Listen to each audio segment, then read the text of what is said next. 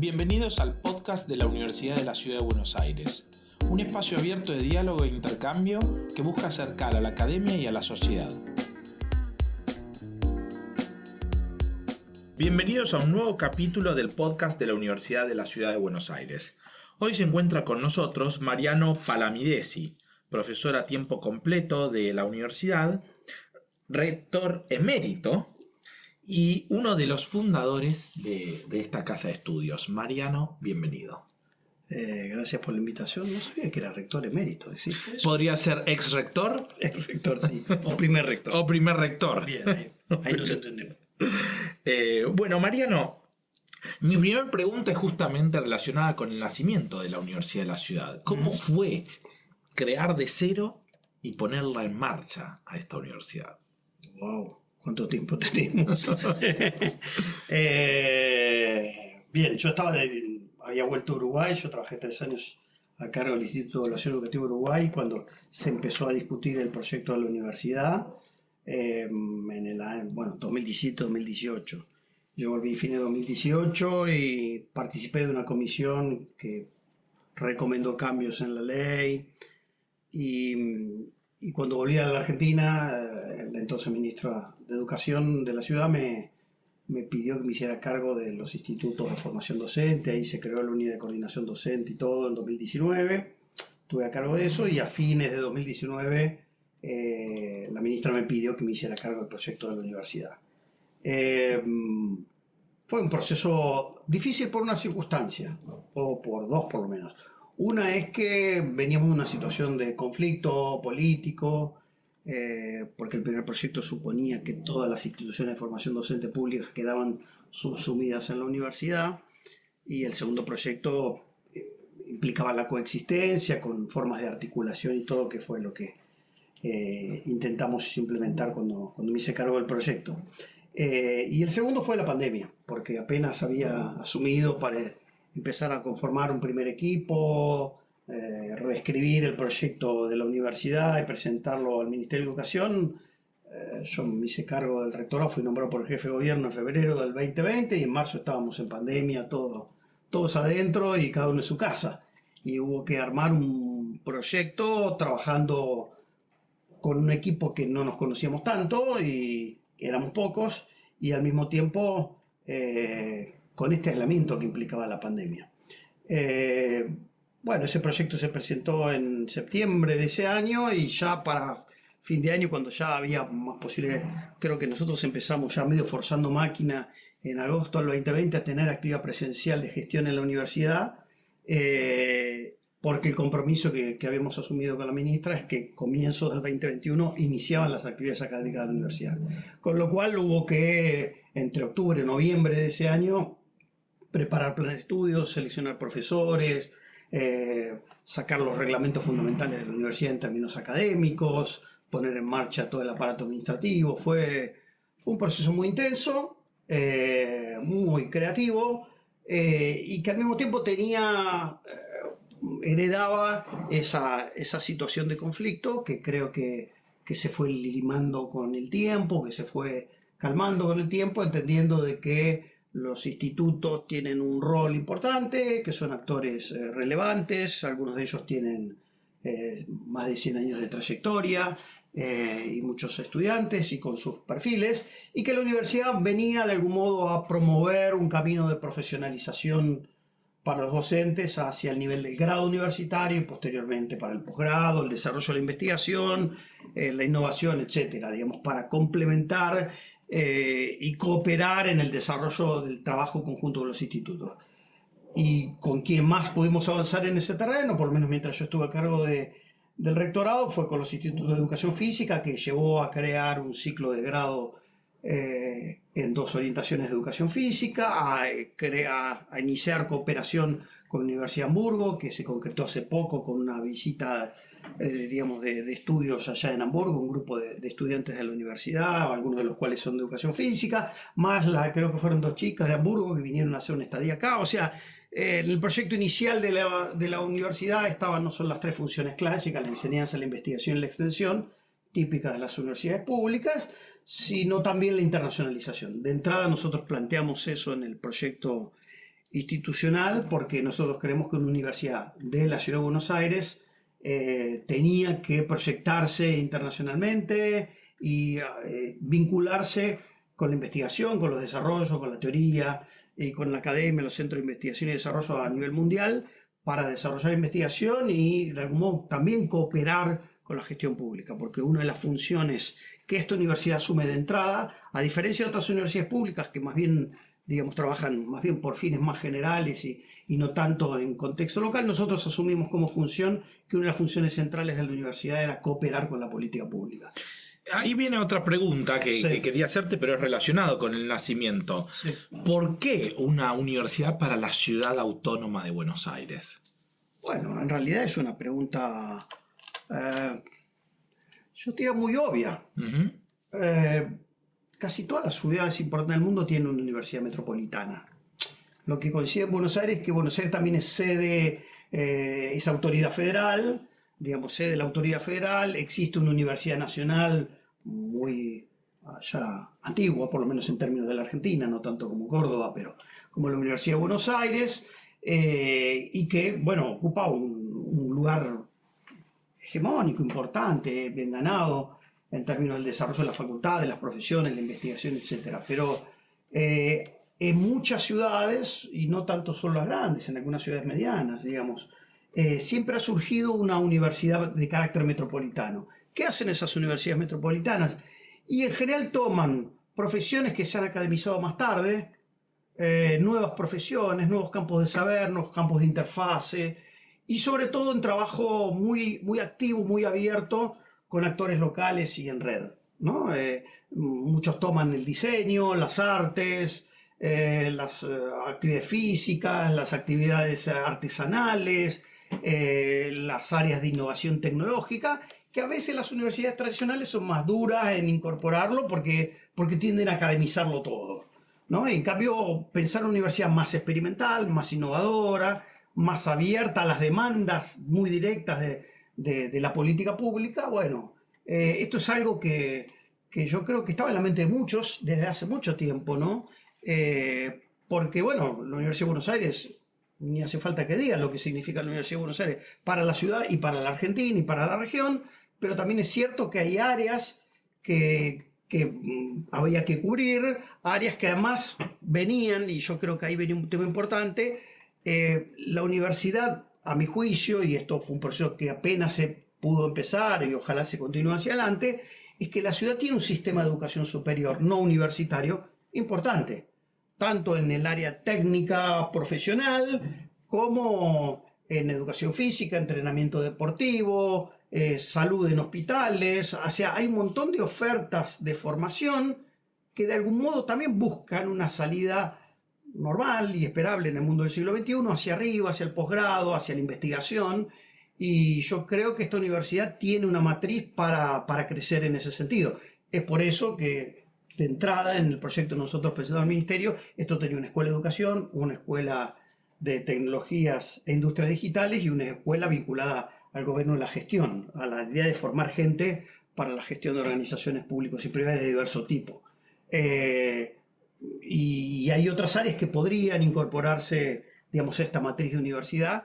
Estaba claro de entrada que esto no podía ser una universidad que tomara todas las áreas, que replicara, no sé, una facultad de Derecho, que no tenía sentido porque hay mucha oferta pública y privada, pero hay áreas de vacancia y hay áreas que necesitan desarrollar extensión, innovación y contacto internacional. Esto, por ejemplo, es lo que pasa con educación física, que recién mencionaba. El Instituto Romero Bress o el Instituto Dickens tenían vínculos, o tienen vínculos, el Romero Bress históricos, por ejemplo, con Alemania. Pero bueno, esto en un ámbito universitario gana otro volumen, gana otra legitimidad internacional, cosa que a veces para un instituto de formación de docentes se les hace más difícil. Te cito una frase, Mariano, que es tuya. Sí, La educación es sociedad. sí. ¿Por qué? ¿Qué quiere decir? Bueno, es que muchas veces tendemos a pensar los problemas educativos, los educadores, los docentes, etcétera, olvidándonos de que somos sociedad. En todo caso, la educación es una parte de los procesos sociales. Y por lo tanto, uno a veces tiene que desgajarlos y tomarlos, sea para intervenir o para explicar o para analizarlos, poniendo todo como contexto, ¿no? Este es mi texto o este es mi objeto y el resto es un contexto, y no entender que la educación es una forma de hacer sociedad, como la economía, como la política, como el arte, como la ciencia. Son sistemas funcionales de la sociedad, es inseparable de esto. Entonces, a veces como que nos pasa, defecto profesional de los educadores, es nosotros hacemos las cosas bien porque tratamos de trabajar aquí, pero los problemas son de la sociedad mala que nos invade. Y la sociedad es lo que es, y la educación también, y tenemos que trabajar en función de eso. Pero bueno, esto tiene que ver también con mucho de lo que se cargó históricamente sobre la educación, y creo que a veces eso pasa actualmente también, ¿no? La idea de que la educación va a salvar a la sociedad. No. Y los educadores somos santos que vamos a salvar a la sociedad. No, los educadores somos como los barrenderos, como los policías, como los militares, como los cirujanos. Cada uno tiene que hacer su trabajo, y si todos hacemos mejor nuestro trabajo, en el sentido que esta sociedad que vivimos es, y tenemos que estudiarla para entender cómo debe ser nuestra contribución, la sociedad será mejor. Igual permitime una digresión sobre esto. Vos sos papá, yo también. Sí. Entonces digo, vos viste algo más revolucionario que el hecho de que la especie humana haya puesto a sus hijos al cuidado de otras personas durante gran parte del día para que se formen. Es Sí. raro. No es común al resto de las especies. No, es raro, pero es demasiado tardío históricamente. Claro. Esto que estás diciendo, Es reciente en algún punto. sí, en términos de una minoría deben ser 3.000 años, y en términos de las mayorías tiene 150, 200 años. No deja de ser Bueno, revolucionario. como es revolucionaria la modernidad. O sea, cualquier dinámica de la sociedad que veas es revolucionaria. Y el gran problema es que estamos montados en una ola de complejidad y crecimiento y expansión de la sociedad muy complicada. Y eso es lo que todos como ciudadanos y como educadores deberíamos entender. Cuando ves las cifras de crecimiento poblacional, crecimiento del Producto Bruto, crecimiento de las ciudades, la dinámica desde el año 1800 para acá, y el año 1800 es como el día de ayer en términos de la historia humana, es una explosión. La modernidad es una explosión. Y esa explosión dio origen a los sistemas educativos. Antes no hacía falta educar a la gente en escuelas. ¿Por qué? Porque se aprendía por tradición, por imitación. Bueno, una sociedad tan compleja y que cambia, los individuos no se adaptan por mera tradición o por transmisión familiar. Por lo tanto, necesitamos escuelas y maestros y esas cosas que inventamos para poner a la gente en condiciones de poder participar en una sociedad que es terriblemente más compleja que hace 100 años atrás, 150 años atrás. Hablaste en un momento de tradición familiar y entiendo que en tu casa tu madre era licenciada en educación. Sí, fue de las primeras que se anotaron en una carrera, que esa carrera empezó en el año 57.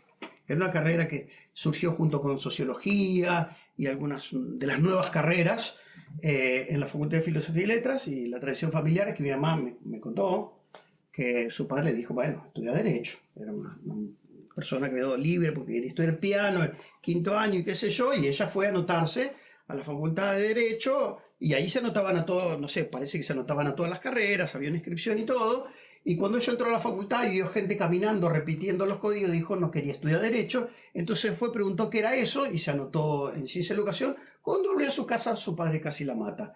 Pero bueno, era una carrera nueva en ese momento, ¿no? Que era una universitarización del profesorado de pedagogía. Existía el profesorado de filosofía y pedagogía, y esta fue la reconversión universitaria y la modernización de los viejos estudios de pedagogía, la carrera de ciencia de la educación, ¿no? Que en muchos países no existe. De hecho, en Estados Unidos no existe una carrera de ciencias de la educación. En general es posgrado, ¿no? Pero bueno, es una reconversión en los países que teníamos un fuerte peso de pedagogía como tradición europeo continental, tanto alemana como francesa, que nos reconvertimos como ciencias de la educación en Francia, en España, en Alemania, etc., ¿no? En Alemania sigue siendo pedagogía. ¿Y eso en algún punto crees que influyó en tu decisión de ser profesor de primaria y después licenciado en en ciencias de la educación y doctor en educación, o surgió también de algún punto natural, digo, porque tu padre era ingeniero, pero Sí. por ahí le interesaba la educación también.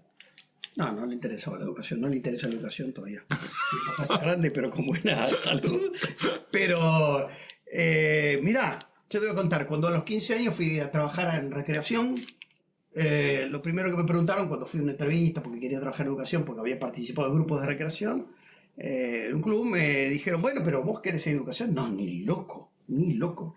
En mi adolescencia yo iba desde la arqueología, la filosofía, la historia, letras, todas esas cosas. En una época quería ser ingeniero agrónomo, pero yo, una época me duró bastante el querer estudiar arqueología, y no se estudiaba acá en antropología, se estudió en la Universidad de La Plata. ¿Viste esos delirios que uno, imaginaciones que uno hace cuando tiene 13, 14 años? Imaginaba viendo la ciudad de La Plata porque quería ser como Meguino, había leído un libro de Florentino Meguino. Y después me convencí que en la Argentina había flechas nomás y que iba a ser aburrido estar todo el tiempo interrogando cosas que no me iban a hablar. Y la política me interesaba, siempre me interesó también. Y creo que la educación es una de las formas de la política también, ¿no? En un sentido más aristotélico del término. Es una forma de hacer sociedad. Y en el sentido laxo del término política, es una actividad política. En sentido laxo. Sí, sí, en el Todo sentido del... todo lo humano sería político. Que no coincido con esa definición, vamos a tomarlo así. Pero en realidad yo no quería seguir lo mismo que mi madre, ¿no? Y entonces, tuve una suerte, que mi mamá, como dice, hacía esto, un día me dijo, bueno, ya que querés seguir algo de esto, ¿por qué no vas a hablar con un varón que hace esto de educación? Y entonces me mandó a hablar a la Flaxo con un señor que se llamaba Juan Carlos Tedesco. Y me se recibió un señor con corbata, qué sé yo, y yo le dije que quería hacer políticas culturales, en esa época estaba con ese mambo. Y él me dijo, bueno, la educación, más o menos me dijo, la educación da para todo, dicho en un lenguaje un poco más sofisticado. Y parecía muy grande, pero Tedesco en ese momento tenía 37 años, ¿no? Y pues me pareció un señor hecho. Tedesco siempre fue muy formal y calculo que ayuda a eso. Así que me metí a educación, pero yo entraba a educación para hacer otra cosa. Porque uno puede entrar a este campo para hacer muchas otras cosas. Y creo que es hacer muchas cosas con eso. Así que entré, pero cuando yo entré en el año 83 era todavía el plan de la dictadura. En el año 77 eran materias anuales, una historia de la cultura, el otro era biología, el otro era lógica, y no veías nada de educación durante el primer año. Así, leí la Ilíada, hice historia de la filosofía, introducción a la filosofía con el profesor Carpio, y ahí aprendí filosofía. La verdad que creo que lo que más aprendí de ese primer año, de eso sé. Pero a mí me llamaba un poco, y trabajando en recreación tuve un director que me dijo, vos tenés que oler aula, vos tenés que oler aula. Ok, listo, fui a estudiar estudios de profesorado, de magisterio, y en vez de hacer después la residencia, ese momento duraba 2 años los estudios de magisterio, y al fin de 2 años tenías que hacer las prácticas y entrabas, medio año más. Así que entré. Y para mí fue una experiencia. Trabajé 5 años como maestro, nomás. A fines de los 80 era difícil, después ya cuando empezó la hipervivir de ser docente un solo turno y seguir estudiando. Pero me dio un anclaje, un terreno que tengo presente todos los días. Te fuiste a vivir a Brasil en un momento. Tuve un año y algo fui a hacer una maestría en educación con un profesor muy disruptivo, muy interesante, Tomás Tadeo da Silva, que venía de estudiar en Stanford y se dedicaba a cosas como el postestructuralismo y Foucault y Derrida y cosas así, pero que fue un generoso director de tesis. Y en el medio ellos tienen un mecanismo por el cual, si el proyecto es bueno y ven que el candidato es bueno, ellos se evaluaron en eso, no sé si tenían razón o no, te podían recomendar el paso al doctorado sin hacer la maestría. Entonces me pasaron al doctorado y bueno, seguí estudiando. La tesis la entregué como 3, 4 años después porque tuve que volver a la Argentina y demoré. Pero bueno, ahí está. ¿Y cómo fue tu paso por Uruguay? Ya en un instituto de evaluación educativa. Ya hay una condición distinta. Distinto, estás haciendo política educativa en algún punto, ¿no? Muchos años después, fue una experiencia muy linda. Yo fui ahí con mi familia, mi hija más grande ya no, porque estaba estudiando acá, y mi hijo y quien entonces era mi mujer. Eh, Gané un concurso internacional, yo había hecho un trabajo para el INEA del estudio, un estudio sobre el currículum en Uruguay. Gané un concurso internacional y bueno, me hice cargo de la gestión de un instituto que estaba, digamos, que tenía como misión evaluar la educación de Uruguay, pero al mismo tiempo la evaluación antes estaba dentro de la Administración Nacional de Educación Pública, como sería nuestro ministerio, y se creaba un instituto independiente. Yo no era el primer director, el primero fue Pedro Ravela, pero bueno, hubo ciertas tensiones de política porque hubo una comisión directiva con diversos actores y el director ejecutivo tenía que tensionar y gestionar, pero bueno, sacamos las primeras evaluaciones del instituto, varios informes, fue una experiencia muy, muy interesante sobre, bueno, cómo la producción de conocimiento puede influir en la política, en los medios de comunicación y en la opinión pública para modelar la agenda educativa, informar las decisiones, etcétera. Fue una experiencia bien interesante, disfruté mucho de vivir en Montevideo y aprendí mucho. ¿Qué podrías decir que es tu mayor enseñanza, esa estancia en Montevideo en el ámbito profesional? Eso que decís, aprendí tal cosa que me ha marcado o que me lo llevo en mi valija de conocimientos más importantes en mi carrera. Fueron conocimientos más de entender en qué contexto operaba y pegarme algunos palos, porque hay ciertos códigos de la comunicación que son muy idiosincráticos. En la Argentina se dice muchas cosas con mucha libertad, hasta con mucha impunidad uno podría decirlo, ¿no? En cambio, cuando uno va a Uruguay, yo siempre digo, Montevideo es 10 veces más chica que Ciudad de Buenos Aires y Gran Buenos Aires, todo el mundo se conoce, sobre todo la sociedad más letrada, más universitaria, se conoce todo, el sistema político es mucho más chico, es muy estable, y entonces hay mucha más memoria que en la Argentina. Y eso es bueno y malo al mismo tiempo, ¿no? La memoria, a veces, el exceso de memoria te impide cambiar o te dificulta el cambio. Los déficits de memoria, que yo creo que la Argentina tiene mucho, te hacen cambiar sin pensar demasiado. Y bueno, y a veces yo estuve presentando informes, discutiendo, interviniendo en medios de comunicación con opinión en función de estudios que hacía el instituto y todo. Yo era muy porteño. Y entonces me di cuenta que dije cosas que a alguna gente le enojaron mucho.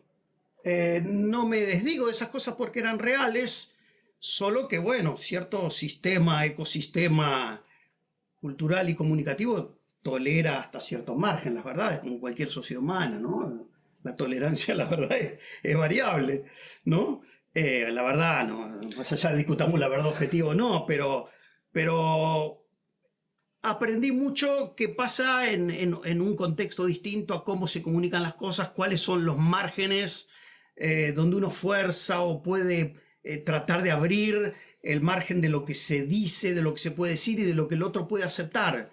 Por ejemplo, en Uruguay es muy común pensarse como una sociedad de clases medias, una sociedad muy equitativa, y sin embargo todos los datos muestran que la educación es muy inequitativa en el Uruguay y que la educación secundaria es muy selectiva.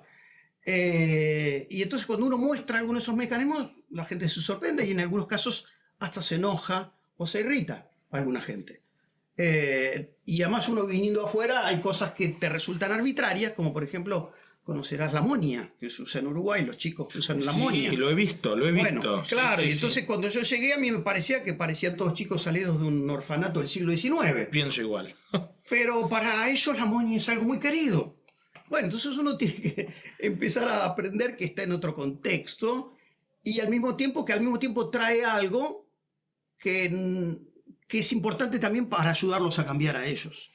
Y ese balance es sutil, es difícil y lleva tiempo. Y además cuando vos estás en otro contexto, vos hablas con alguien y hablas, y alguien de repente dice, che, pero ¿sabés con quién es que está hablando? Sí, tal.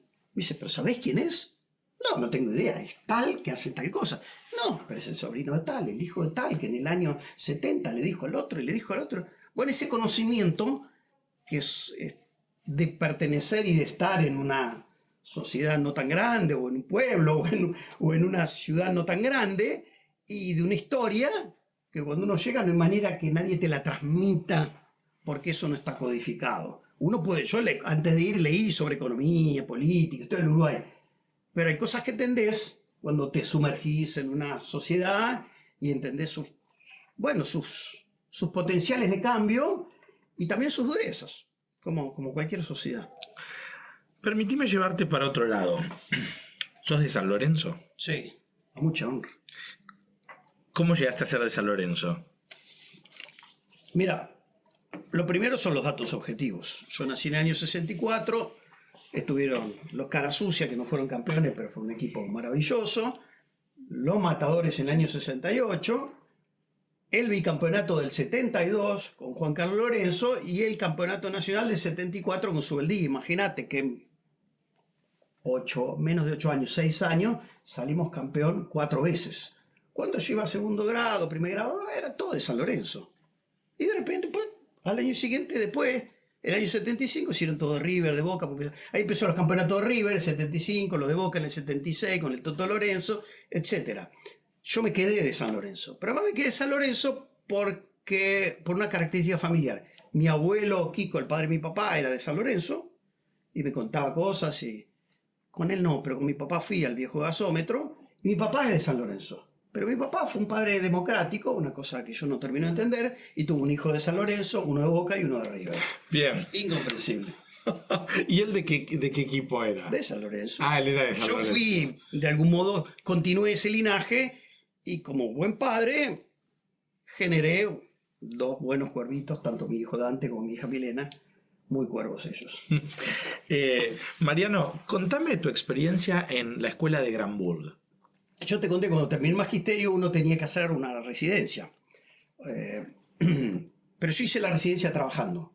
O sea que la profesora de práctica tuvo que venir a verme en una escuela que yo estaba trabajando. ¿Por qué estaba trabajando yo? Y porque como faltaban maestros, se tomaban maestros sin título todavía.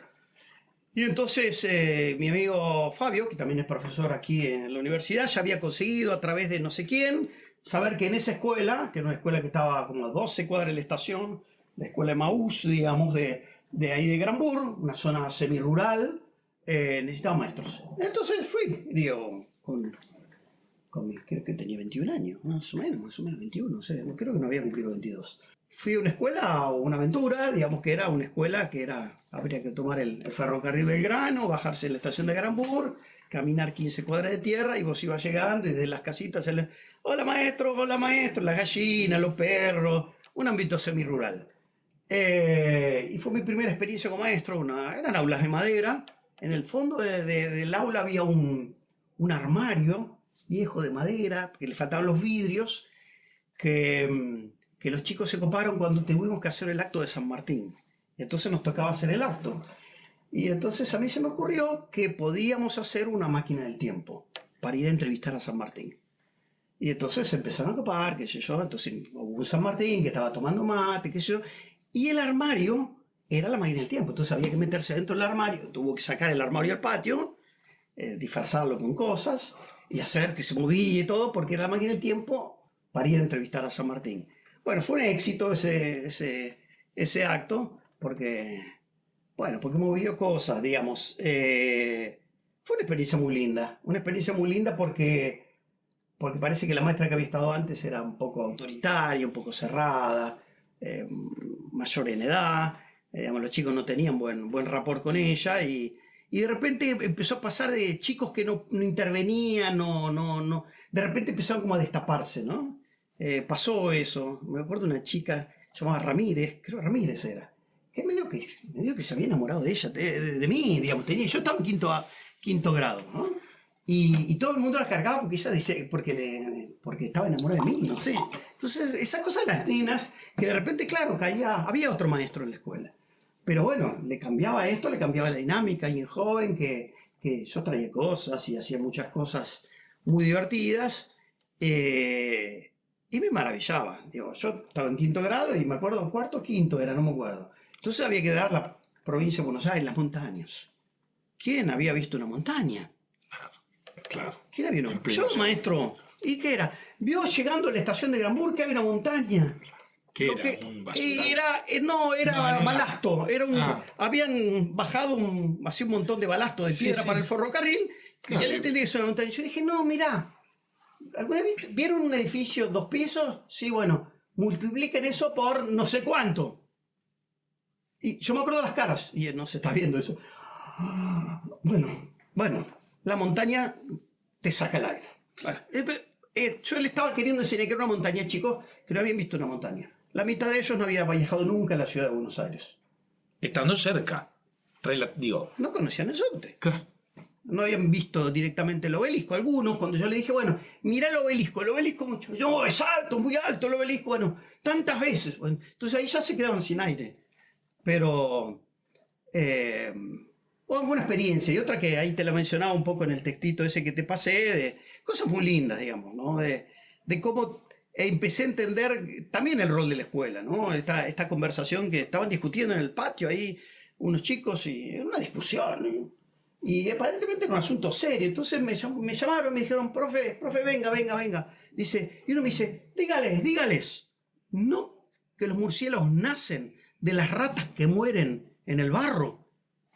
Yo dije, es un conocimiento folclórico espectacular, un saber popular, Alucinante. precientífico total, que en realidad era ciencia hasta 1820-1830. La idea de que la vida podía nacer de la materia inerte y no de la unión de dos seres vivos.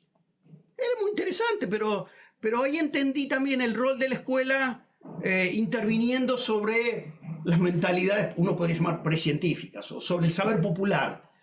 Y ahí entendí mucho históricamente cómo la escuela vino a intervenir sobre eso, a decir algunas verdades científicas, de algún modo introducir ciertos elementos de la lógica, del cálculo, de la historia, que rompían una mentalidad local, una mentalidad que era rural, que era oral, que no era experimental, que no se basaba en la ciencia, el conocimiento popular, digamos, ¿no? Y confrontarme con eso fue muy interesante. Mariano, ¿un hobby? Un hobby. No, me gusta mucho ir al cine, me gusta mucho caminar, me gusta mucho hacer mini turismo en la ciudad, digamos. Me gusta mucho recorrer bares así, los bares.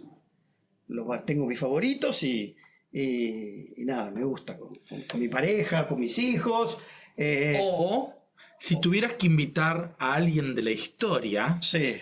de la educación o de la política, o alguien que trajeras de esa máquina del tiempo que armaste, y lo invitas a un bar para charlar, ¿a quién invitarías a ese bar? A ese bar notable que a vos te gusta. No te voy a elegir un personaje histórico. Ok, o puede ser... No, te voy a elegir a alguien que para mí es muy significativo, que es un famoso sociólogo alemán que se llama Norbert Elias. Norbert Elias, un judío alemán, que escribe una obra magna para mí, que es El proceso de la civilización, donde explica el surgimiento de la modernidad y de los modos civilizados y del hombre civilizado y de la cultura humanística, de algún modo, en el mundo occidental. Un hombre que se escapa de Alemania en los años 30, su familia decide quedarse, su familia burguesa, los padres mueren en Dachau, él se va a Suiza, termina de escribir su libro en Suiza, lo publica en alemán, este libro recién se publica en inglés 40 años después, y tiene su reconocimiento ya muy grande, y él escribe antes de morirse, un año antes de morirse, muere al principio de los 90 con 92 años, un libro maravilloso, se llama Los Alemanes, que es lo que llama una biografía de la nación alemana, donde él intenta explicar el nazismo. Y es un hombre que vincula la sociología y la historia con las cosas más íntimas de los seres humanos. Por ejemplo, las conductas de desagrado, la violencia hacia los animales, la relación entre los hombres y las mujeres, las conductas en la mesa. Una cosa que él estudió mucho es lo que él llama el acortezamiento de los guerreros, o sea, cómo el Estado de algún modo pacifica la sociedad concentrando la violencia, y qué pasa cuando las sociedades se descivilizan, cosas que me permiten entender muchas cosas del mundo, de la Argentina, también de la educación. También de la educación. Así que yo lo descubrí ya no tan chiquito era, y sigue siendo una referencia muy importante para mí. Y entonces me gustaría escucharlo, qué diría él hoy, viendo el mundo 30 y tantos años después. Nada, se me ocurre él, podrían ser otros. Bien. Mariano Palamidesi, profesor de primaria, licenciado en educación, doctor en educación y ex rector de la Universidad de la Ciudad de Buenos Aires. Muchas gracias. No, de nada, gracias a ustedes.